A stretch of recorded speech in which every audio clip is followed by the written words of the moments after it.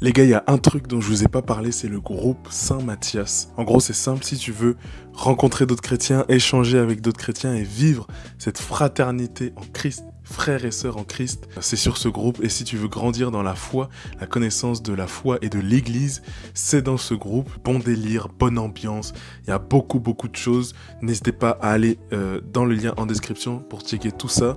L'idée de ce groupe, c'est vraiment de pouvoir échanger ensemble, s'entraider ensemble et vivre cette fraternité pour tous les chrétiens qui sont isolés, qui ont rien autour d'eux et qui ont besoin de rencontrer d'autres chrétiens et de grandir dans la foi. Donc c'est un groupe qui est ouvert à tous. On assume vraiment ce côté un peu plus catholique par rapport aux autres groupes. Les enseignements, les topos, tout ça c'est catholique. C'est sur le magistère de l'église catholique qu'on se base.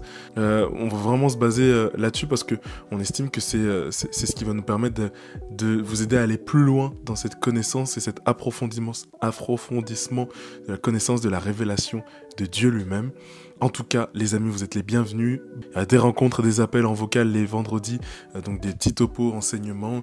Les mercredis, on s'appelle pour juste se connaître, chiller ensemble. Tout au long de la semaine, il y a des petits chapelets par-ci par-là. On suit la messe ensemble le dimanche en visio. Voilà, il y a plein de trucs, donc n'hésitez pas à aller sur le groupe. On est 4 à gérer ce petit projet. Il y a moi, Elliot, Marie-Laure et Célestin, qui sont des personnes que j'ai rencontrées via les réseaux. Donc vraiment, n'hésitez pas à aller checker tout ça. Je suis très fier de vous balancer ce petit projet. Ça existe depuis 1 an. C'est un peu la mutation du projet Commu Chrétienne Francophone. On prévoit de se rencontrer en physique, de faire pas mal plus de rencontres en physique pour, je dirais, dépasser le digital et créer encore plus cette fraternité entre nous, entre frères et sœurs. Juste en quelques mots, pourquoi est-ce qu'on a choisi la spiritualité de Saint-Mathias ? Je dirais que la principale raison, c'est parce que il a été élu parmi le collège des 12 apôtres pour reprendre la charge, reprendre le ministère que Judas a abandonné en trahissant Jésus. Ce qui est intéressant chez lui, c'est que il est resté fidèle au Christ. On dit très peu de choses sur lui. C'est un apôtre très discret.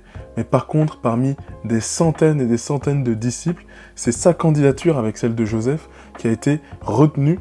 Et à la fin, c'est l'Esprit Saint qui vient élire Matthias par rapport à Joseph. Ça montre vraiment sa fidélité au Christ, son attachement au Christ dans la discrétion. Et c'est un peu ce qu'on vit nous tous les jours en tant que chrétiens au quotidien.